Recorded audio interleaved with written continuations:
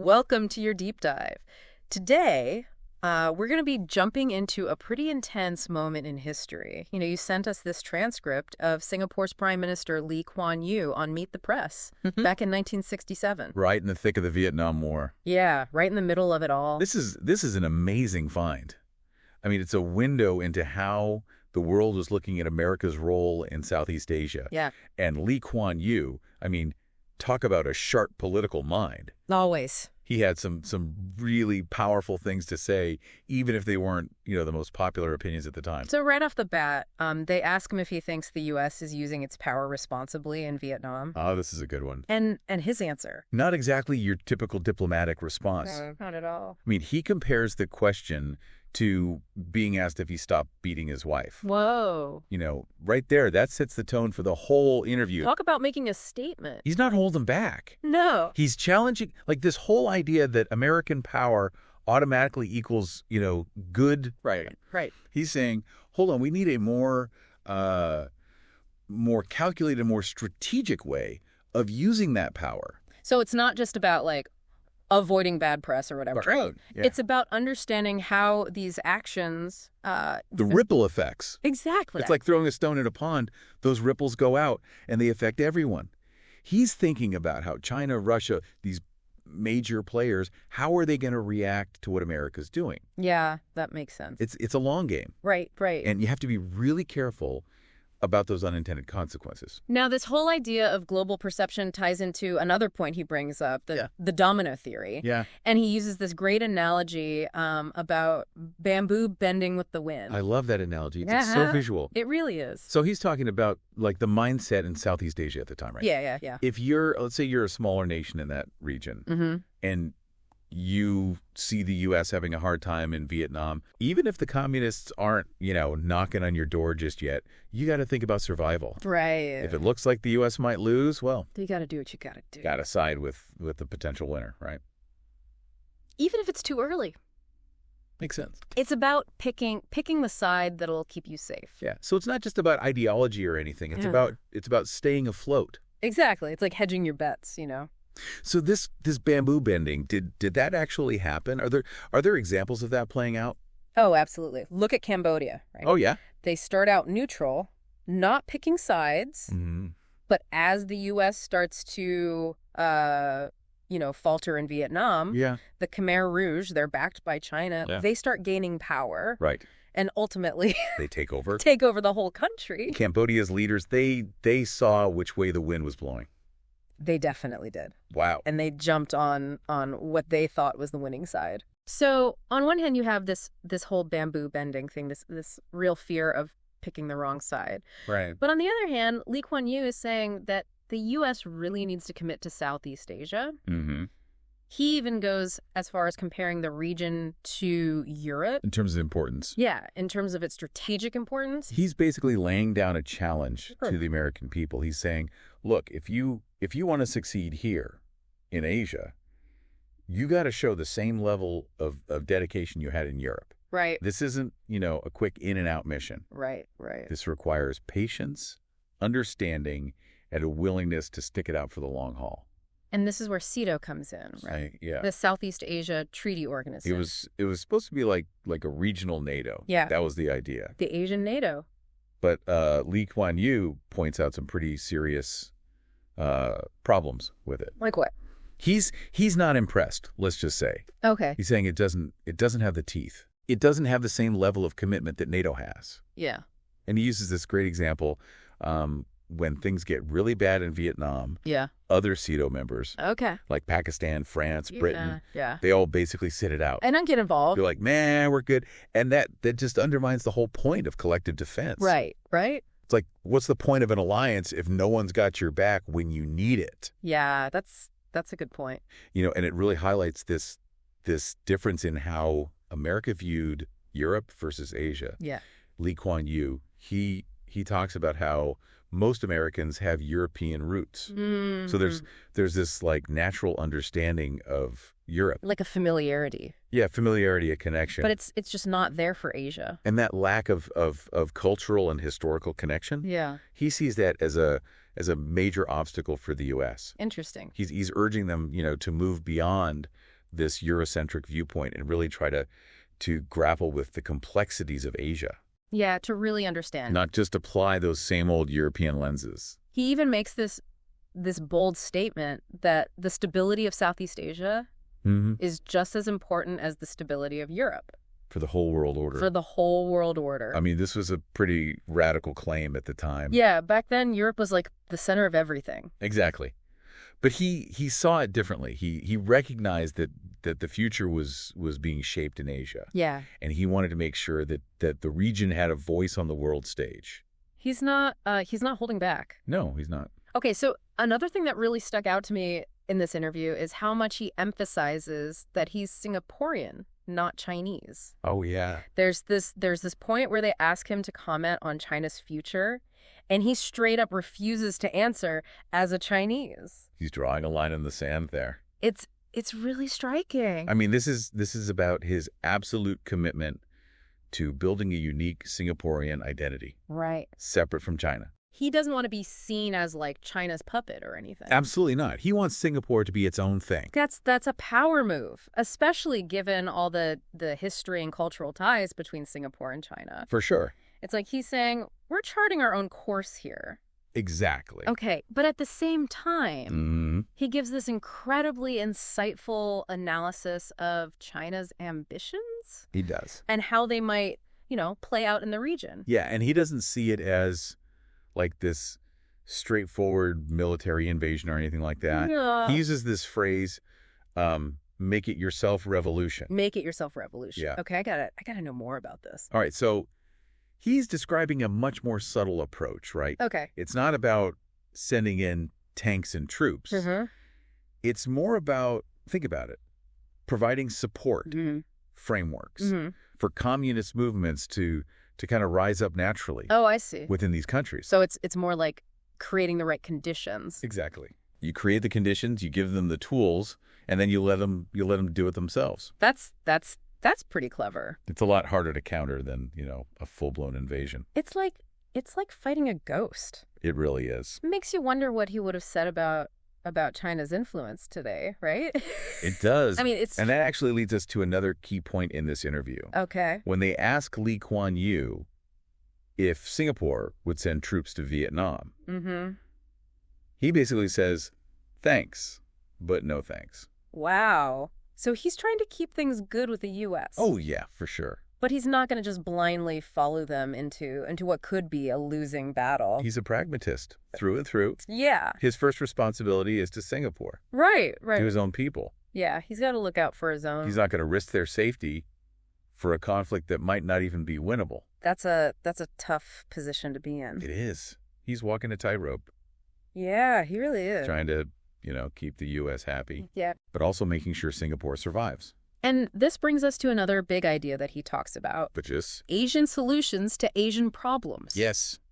This is key. He keeps saying that Southeast Asia needs to be able to stand on its own 2 feet. He does. He's advocating for greater cooperation among those Southeast Asian nations, building this strong, interconnected community that can, forge its own path. It's like he's saying, we need to figure this out ourselves. Exactly. Yeah. We can't just rely on outside powers to solve our problems. Yeah, we got to take ownership. You got to take charge of our own destiny. That's powerful stuff. It really is. It's a call for self-reliance, for unity, for a shared vision for the future of Southeast Asia. It's almost like he's predicting Asian, right? The Association of Southeast Asian Nations. Yeah, like decades before it even happened. He really was ahead of his time on that.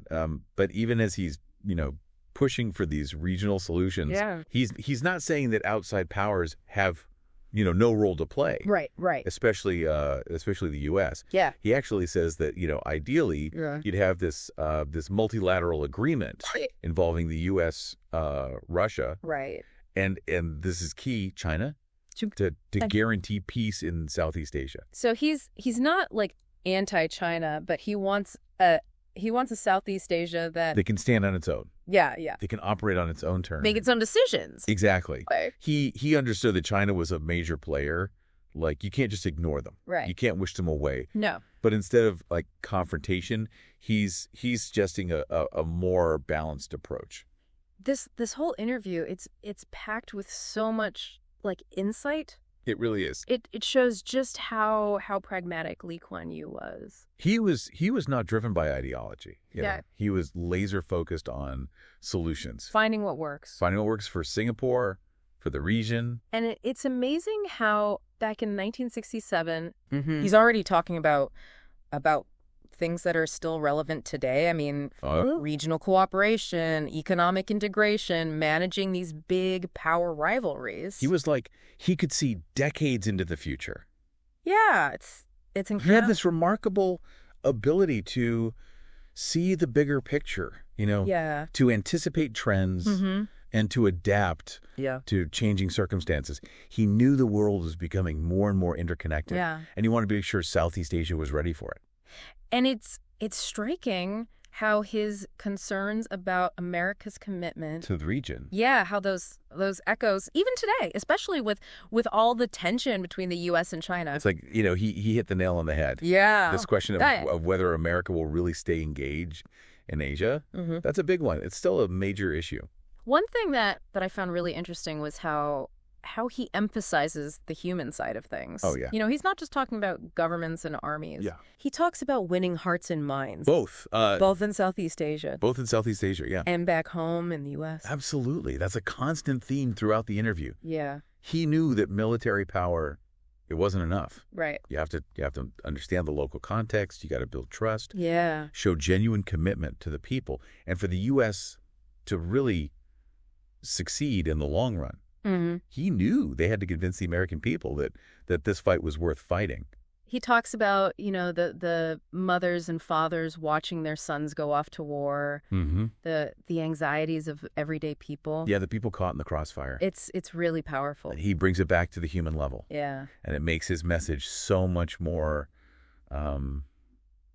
powerful. Yeah. It's not just a policy debate. Right. It's about real people's lives. He clearly sees democracy as both a strength and a potential weakness. For the U.S. Yeah, for the U.S. Also. Well, he admires the idealism, the principles driving American foreign policy. Yeah. But he's also worried about whether, you know, the American public has the patience for a long, drawn-out struggle. In a faraway land. Yeah, exactly. In a paradox, right? Yeah. Democratic societies, they can be more hesitant to use force. Right. More sensitive to casualties. Yeah. More prone to shifts in public opinion. Right. And that can make it really hard to stay the course. Especially in a place as complex as Southeast Asia. Exactly. And he brings up another really interesting point. He says that because most Americans have European roots, they just understand Europe better. Naturally.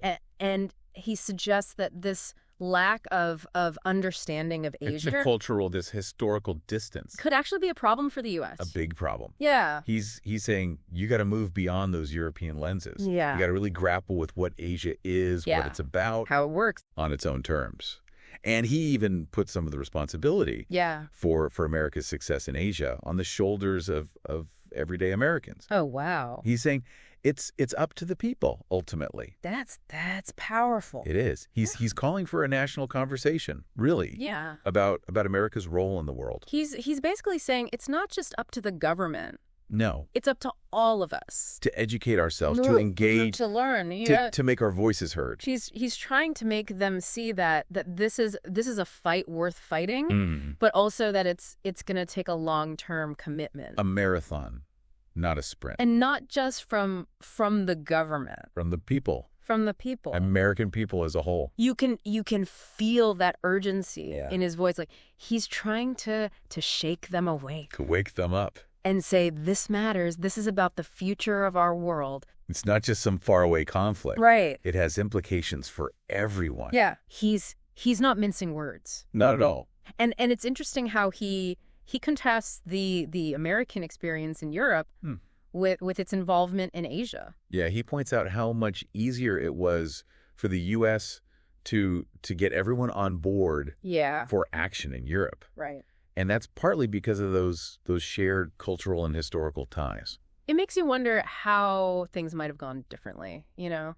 It does. If the U.S. had a better grasp of Asian cultures, Asian perspectives. It's like he's emphasizing the importance of cultural sensitivity, of really listening to the people you're trying to help. He's definitely not afraid to criticize, Mm-hmm. America's actions in Vietnam. No, he's not. But you always get the sense that That he cares. he cares. He wants them to succeed. Yeah. But he wants them to do it the right way. He's like that wise uncle. The one who gives you the tough love. Yes. Because he knows you can do better. He's definitely not afraid to speak truth to power. That's for sure. He's calling them out on their mistakes. Mm-hmm. But he's also offering a way forward. A different path. Yeah, a more nuanced, Strategic. a more thought out approach. That takes into account all those complexities of the region. And a key part of that, he argues, is empowering Southeast Asia to find its own solutions. Yeah. He keeps coming back to this idea of building a strong, interconnected community of nations. Yeah. In the region. One that's economically successful, politically stable. He championed that vision his whole career. It's like he's laying the groundwork for ASEAN. Absolutely. Strengthening those economic ties, promoting cultural exchange, building trust and cooperation. Yeah. He's decades ahead of his time. And he even suggests that this could eventually lead to like a NATO-like alliance In Southeast Asia. Yeah, but one that's less reliant on outside help. That's a big goal. It is. But it shows how much he believed in the region.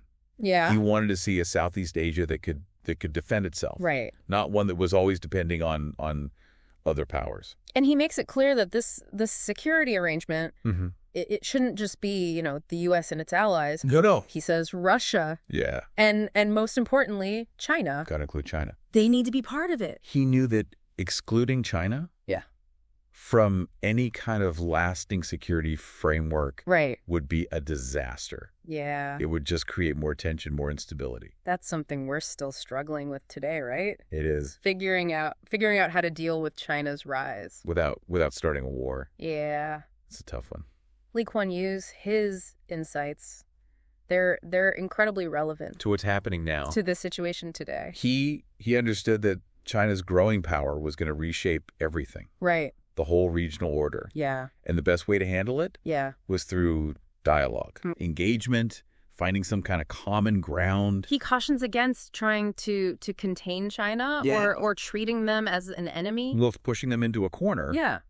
That's just going to lead to confrontation. Right. He's basically saying, don't force them to choose between cooperation and conflict. Yeah. Give them a stake in the system, a reason to play by the rules. Right. A path to achieving what they want peacefully. It's a very, very smart approach to foreign policy. It's nuanced. Yeah. It's recognizing that American power has limits. Yeah. And that you need to build consensus. Yeah. You can't just dictate. It shows how deeply he understood the region. He did. The history, the culture, how our politics work there. He's urging the U.S. to be a partner, not a boss. Right. To work with Asian nations as equals. To respect their sovereignty, to find solutions that benefit everyone.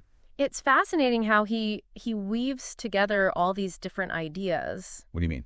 Well, he's talking about geopolitics, history, culture, psychology, to create this really insightful analysis. He was a brilliant strategist, a gifted communicator, a visionary leader. And his analysis goes beyond the typical Cold War stuff. He's not just talking about, communism versus capitalism. Right. I'm talking about nationalism. Yeah. The desire of people to control their own destiny. The complexities of post-colonial societies. It's a much more deeper understanding of the region. And its people. Yeah. He's really trying to get the U.S. to see the bigger picture. Yeah. To move beyond those simple Cold War frameworks. Right. And engage with the region on its own terms. It's like he's saying, stop looking at Asia through this Cold War lens. Yeah, stop seeing everything as this proxy battle between communism and capitalism. Right. Understand the history, the culture, the economic aspirations of these nations. Yeah. Engage with them as partners, not pawns. And that's a message that's still so relevant today. It is. I mean, we're still dealing with the after effects of colonialism, with the complexities of national identity. The desire of people to chart their own course. Exactly. Lee Kuan Yew's insights into this post-colonial world. Yeah. They're incredibly valuable for understanding how the 21st century works. He understood that the world wasn't just, divided between these two opposing sides. Not at all. There were all these layers of complexity. Multiple interests, multiple paths. Yeah, it's not a simple equation. He recognized that nationalism was a powerful force. Mm-hmm. It could be used for good. Yeah. Or for evil. Right. He saw how it could inspire people to build their nations, achieve their goals. But also how it could be used to exclude people. To incite hatred, to justify aggression. He was a strong advocate for multiculturalism, for tolerance. He believed that diversity made you stronger. Yeah, not weaker. He wasn't a threat. He saw the importance of finding that balance. Between what? Between, national identity and global citizenship. Mm-hmm. Between preserving your culture and being open to change. Between pursuing your own interests and working together for the common good. It's a tough balancing act. It is. But he believed it was essential for navigating this globalized world. He saw the future as interconnected, interdependent, and increasingly complex. And he believed the best way to deal with all this complexity was through dialogue. Mm-hmm. Cooperation. A shared commitment to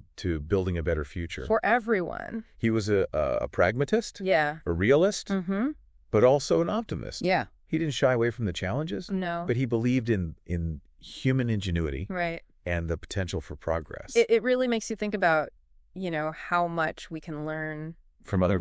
from people with different experiences, different perspectives. Especially when we're talking about something as complicated as international relations, Yeah, it's easy to get stuck in our own little bubbles. Our own ways of seeing things. Right, and he really forces us to step outside of that. To challenge those assumptions. Yeah, it's not about agreeing with everything he says, but it's about considering those different viewpoints. Right. Why might someone see the world differently than I do? Yeah. What are their motivations, their concerns? He's not afraid to point out what he sees as blind spots in American foreign policy. He's not pulling any punches. And that's what makes this interview so valuable, even all these years later. Even decades later. It's not just, praise or criticism. It's like he's giving us a new set of lenses.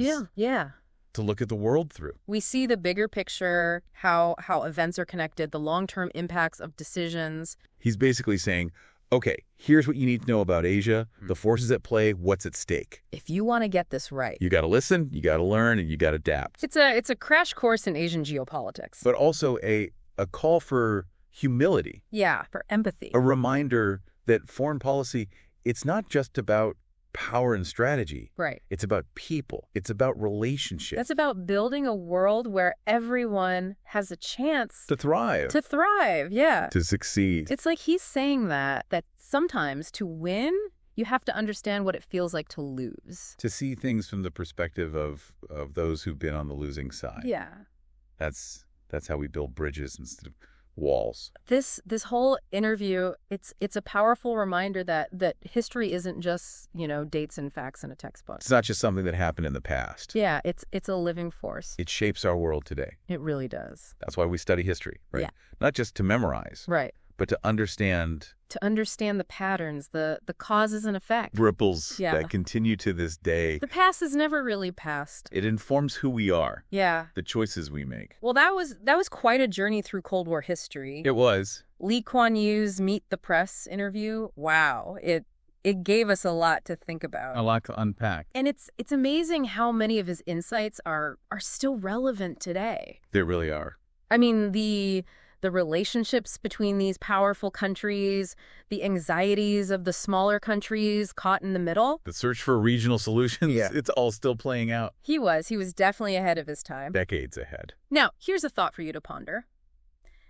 If Lee Kuan Yew were alive today, what would he say about Asia now? About China's rise, the rivalry between the U.S. and China, the future of Southeast Asia? I bet we'd be glued to our screens. Oh, yeah. Hanging on to every word. He had a way of cutting through the noise and getting to the heart of the matter. He did.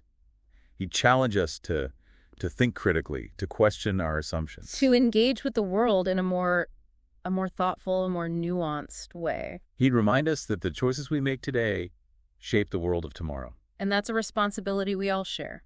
We do. Thank you for joining us on this deep dive into the mind of Lee Kuan Yew. It's been a pleasure. We hope you found it as thought-provoking as we did. Until next time, keep exploring, keep questioning. And keep learning.